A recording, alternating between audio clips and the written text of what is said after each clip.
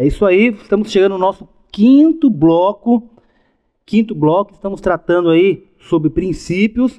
Já falamos sobre um breve relato histórico, já falamos de fontes, já trouxemos o conceito de direito do trabalho. E agora nós estamos mergulhando aí nos princípios, que é a base, a verdade fundante, né? De acordo aí com o professor Miguel Reale. E nós vamos falar agora sobre mais um princípio. Olha quantos princípios nós tratamos, né? E agora nós estamos no sexto princípio. Parece meio chato, mas através de princípio você consegue resolver questões. Então, qualquer questão já verifica se o examinador não quer te pegar ali tentando ferir algum princípio. Se ele estiver ferindo o princípio, esquece essa questão, tá? Então, muita atenção aí, e nós vamos falar de mais um princípio. Princípio da imperatividade das normas trabalhistas. Esse princípio, na verdade, ele tem a ideia de restringir o afastamento, tá, da norma trabalhista mediante a declaração bilateral de vontade. O que seria isso? Quando você estudou lá em Direito Civil, a famosa pacta sunt servanda, ou seja, o contrato faz leis entre as partes. Lembra quando você estudou isso lá no primeiro semestre, no Direito Civil, nos conceitos, né, a parte do contrato, enfim. Você deve ter visto isso também com nossos professores aqui de Direito Civil. E tem essa regrinha, o contrato faz leis entre as partes. Aí surge aquela ideia, o direito do trabalho é um direito público ou um direito privado? É um ramo do direito público ou um ramo do direito privado? Um dos nossos entendimentos é que todo direito é direito público, né? Todo direito é direito público. Mas, enfim, a doutrina fez essa divisão, porque todo direito é positivado pelo Estado, aquela coisa toda. Mas a doutrina fez essa divisão. E eu estive pesquisando, e uma grande maioria entende que o direito do trabalho é um ramo do direito privado. E agora eu começo a pensar, se o direito do trabalho é um ramo do direito privado, ora, eu poderia muito bem renunciar aos meus direitos, contrato entre as partes faz leis, não quero receber o férias, 13º, mas a Constituição Federal e os nossos princípios nós estudamos aqui, vimos que o direito é irrenunciável. Olha, se é um direito irrenunciável, tá? Se a ideia também dessa proteção é igualitar o empregado juridicamente em patamar de igualdade com o seu empregador, pelo menos juridicamente, tá? Se ele é hipossuficiente, se esse empregado é hipossuficiente, tá? Por isso vem esses princípios, por isso tanta norma, para fazer com que esse empregado tenha resguardado o seu direito, tá? E através dos princípios impedindo que se negocie esses direitos fora do judiciário, tá? Impedindo que essa vontade dele seja exteriorizada, que ele coloque para fora essa vontade para renunciar a direitos. Tá? Ora, se eu for por esse viés, eu entendo que o direito do trabalho é um ramo do direito público. Porque, na minha concepção, se eu tenho interferência direta do Estado, embora todos os ramos tenham interferência do Estado, por isso alguns falam que todo direito é público, mas a doutrina fez essa divisão em direito público e privado, tá? Respeito quem ali está abordando que o direito do trabalho é o direito privado, mas o empregado ele não tem essa autonomia, os direitos dele são tutelados pelo Estado, ele não tem autonomia de negociar. Então, por isso esse princípio, tá, de restringir o afastamento da norma trabalhista mediante a declaração bilateral de vontade. Tá? Ou seja, eu vou restringir essa vontade bilateral dele de renunciar a direitos. Ora, você não vai poder renunciar a direitos porque é um conceito É um princípio estabelecido e você não pode renunciar a direito, mesmo no contrato, que faz leis entre as partes, mesmo no contrato. Então, para a sua prova, para o direito do trabalho, esquece o pacta sunt servanda. Tá? Deixa isso de lá, deixa isso lá para civil. Para nós aqui não se aplica. Não vai se aplicar. Tá? Porque esse princípio dessa imperatividade das normas trabalhistas diz o seguinte: são as normas trabalhistas que vão ser aplicadas. É a CLT que vai ser aplicada. É o artigo 7º da Constituição que vai ser aplicado. É a convenção coletiva que vai ser aplicado. É o acordo coletivo que vai ser aplicado. Tá? É a sentença normativa que vai ser aplicada.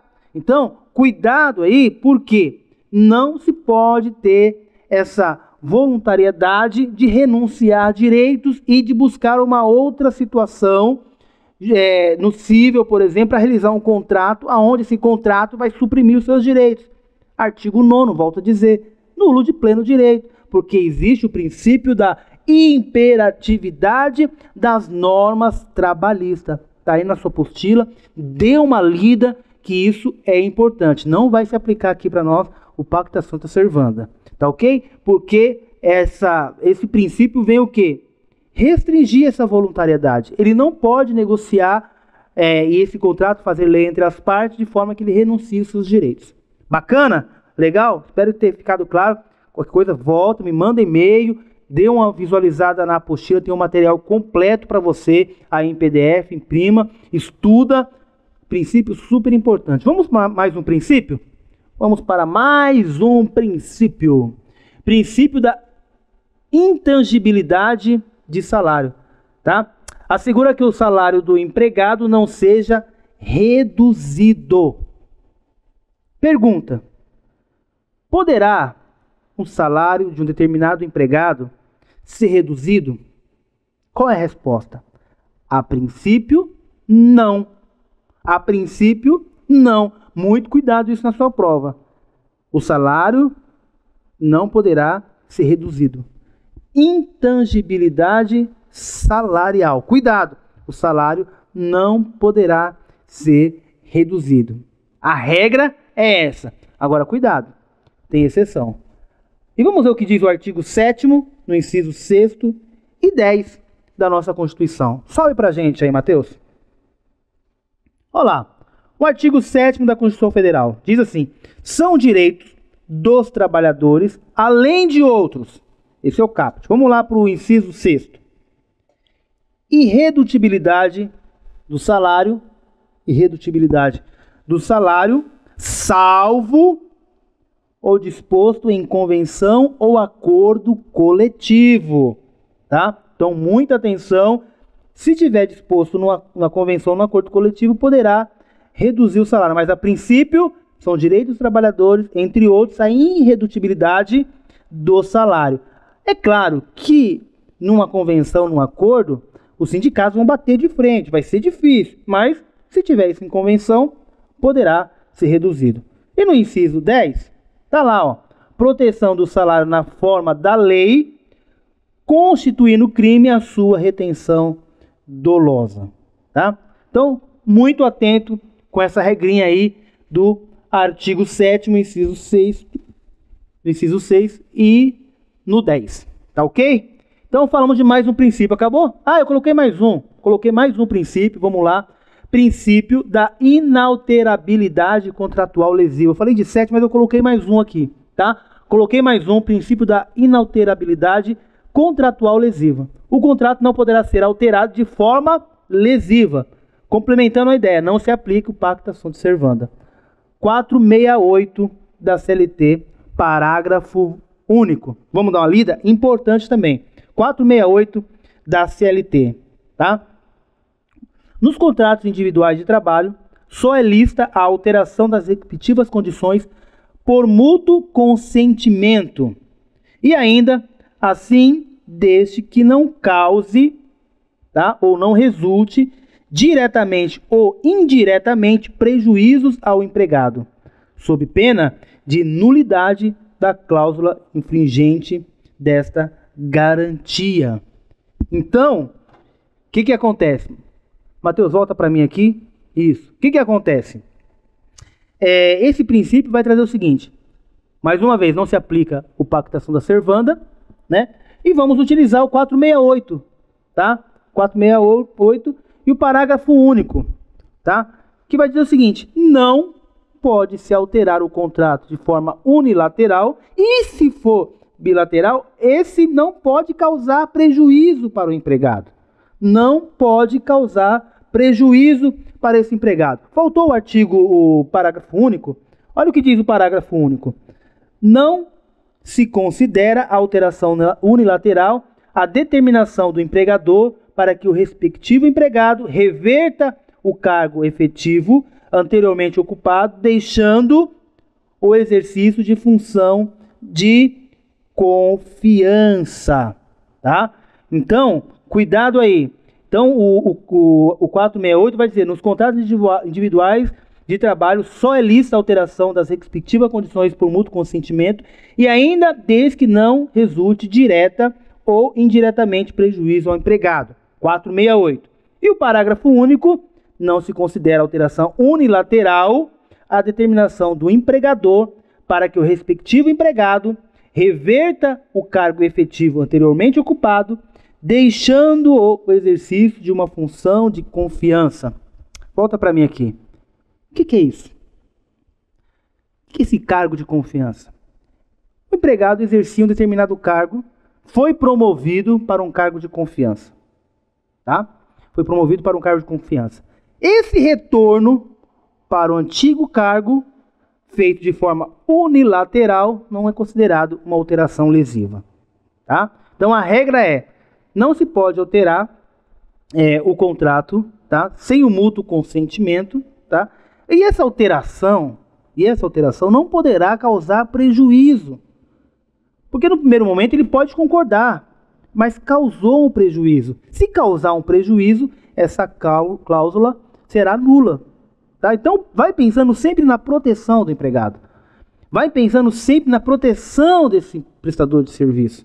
Vai pensando. Porque você vê que tudo que nós estamos falando aqui, nesses princípios, está protegendo o trabalhador, o empregado. Está protegendo, proteção do salário, proteção do contrato. Não pode ser alterado de forma lesiva que cause prejuízo. E aí o parágrafo único traz essa exceção, que não é considerado, no primeiro momento, um prejuízo. Ele retornar do cargo que ele tem de confiança, retornar para o seu cargo inicial. Isso não é considerado alteração lesiva, segundo o parágrafo único do 468 da CLT. Acabou nossos princípios? Temos tempo ainda? Vamos lá, vamos dar sequência. Relação de trabalho versus relação de emprego. Quanto tempo eu tenho ainda? Vamos ver quanto tempo. Temos algum tempo ainda. Bom, falando de relação de trabalho e relação de emprego, agora que começamos a construir todo o nosso raciocínio e já chegamos aqui, precisamos entender o que é relação de trabalho e o que é uma relação de de emprego. Relação de trabalho versus uma relação de emprego. Disse para vocês, no nosso momento histórico, breve relato histórico, que uma das situações importantes foi que Getúlio também criou a Justiça do Trabalho. Tá? A Justiça do Trabalho. E, a princípio, essa Justiça de Trabalho, até a emenda 45, ela só tratava da relação de emprego. O foco era a relação de emprego. Após a emenda 45, houve uma ampliação nos termos do artigo 114 da Constituição Federal, uma ampliação da Justiça do Trabalho. Então a Justiça do Trabalho abraçou outros trabalhadores. Então a Justiça do Trabalho hoje, após a emenda 45, tá? Ela tem a sua competência para processar e julgar as relações de trabalho. Relações de trabalho. Então eu preciso entender hoje que quem é o trabalhador e quem é o empregado. Isso é fundamental para o nosso estudo. É saber quem é o trabalhador, os tipos de trabalhadores e quem é o empregado. Você precisa saber disso. Então, primeiro lugar, vamos ter que destrinchar relação de trabalho versus relação de emprego. O que é uma relação de trabalho? Relação de trabalho, eu tenho todos os trabalhadores, vários trabalhadores, tá? Então, eu já penso aqui que o trabalho, o trabalhador, a relação de trabalho é gênero, tá?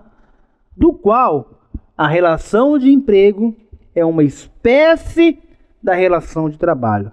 É isso que nós vamos tratar basicamente aqui. Vamos discutir a relação de trabalho versus relação de emprego. Vamos avançar, vamos avançar. Vamos discutir essa relação. Então, relação de trabalho. Olha lá, com a emenda 45 de 2004 da Constituição Federal, no artigo 114, houve a ampliação da justiça do trabalho em situação da competência material, em sua relação da competência material. Então, eu já disse para vocês isso aí anteriormente. A emenda 45 de 2004 ampliou, tá, a competência da justiça do trabalho. Agora, ela abraçou os outros trabalhadores, outros tipos de trabalhadores. Vamos dar sequência. Então, eu tenho aqui, ó, vou até pedir para o Matheus subir para ficar mais claro para você aí, o conceito da relação de trabalho. Olha lá, relação de trabalho é uma junção de várias relações jurídicas, pois se pode afirmar que há uma obrigação de fazer. Eu falei isso para vocês no outro bloco. Há uma obrigação de fazer através do trabalho humano, visando sempre um valor pecuniário ou não pecuniário. Exemplo de trabalhador. Vamos lá. Trabalhador autônomo, eventual, avulso, o estagiário e a relação de emprego. Então, a relação de trabalho é um esforço, né? Volta para mim aqui, Matheus. Relação de trabalho, portanto, é uma junção de várias relações jurídicas, ou seja, de um esforço humano, de uma obrigação de fazer, como eu disse para vocês no blocos anteriores, uma obrigação de fazer, e ele recebendo em troca disso um valor pecuniário ou não, ou seja, recebendo uma grana ou uma outra contraprestação ou não. Por quê? Porque existe o trabalhador voluntário. Então eu entendo que relação de trabalho, tá, é um gênero aonde eu tenho o esforço humano, uma obrigação de fazer e de contrapartida eu recebo algo em troca disso, sendo um valor pecuniário ou não. Então, relação de trabalho, tá, é um gênero aonde é exercido um esforço humano mediante uma obrigação de fazer, e dessa obrigação de fazer eu tenho uma contraprestação, sendo um valor pecuniário ou não. Essa é a nossa relação de trabalho. Então, exemplo da relação de trabalho. Os trabalhadores que você já conhece. O estagiário, o aprendiz, o eventual, o avulso, o empregado, que é a nossa principal foco aqui é o empregado. Então, eu tenho o doméstico, eu tenho o trabalhador rural. Então, eu tenho vários trabalhadores. São trabalhadores, tá, da relação de trabalho. Então, eu tenho que relação de trabalho, tá, é um gênero. Relação de trabalho é um gênero, dos quais eu tenho a relação de trabalho, que são espécies. Qual a relação as espécies da relação de trabalho? O avulso, o estagiário, o empregado, o eventual, o avulso, o rural, o doméstico, tá? Então, relação de trabalho é gênero, dos quais eu tenho vários tipos de trabalhadores. Vamos avançar? Vários tipos de trabalhadores. Então, eu tenho aqui, ó, relação de trabalho, gênero. Relação de trabalho, gênero. Relação de emprego é uma espécie. Então, vamos lá. Relação de emprego, uma espécie. Estagiário, uma outra espécie. Avulso, espécie. Eventual, espécie. Autônomo, espécie. Todos esses camaradas aqui são espécies da relação de trabalho. Então, eu tenho vários trabalhadores. Quem são esses trabalhadores? Quem tem essa relação de trabalho? O empregado, o estagiário, o avulso, o eventual, o autônomo, né? Todos esses, os domésticos, todos esses são uma relação de trabalho, tá? Relação de trabalho. Vamos lá? Então, eu tenho a relação de trabalho, de emprego, tá? No artigo 2º e no artigo 3º. Antes, eu quero dizer para você o seguinte: toda relação relação, tá? Toda relação de emprego, toda relação de emprego é uma relação de trabalho. Toda relação de emprego é uma relação de trabalho. Ora, emprego é espécie da relação de trabalho, que é gênero. Então, toda relação de emprego, tá, é uma relação de trabalho. Mas nem toda relação de trabalho é uma relação de emprego, porque a relação de trabalho é gênero. E a relação de emprego, estagiário, o avulso, é uma relação, espécie da relação de trabalho. Tranquilo? Recapitulando, toda relação de emprego é uma relação de trabalho, mas nem toda relação de trabalho é uma relação de emprego. Por quê?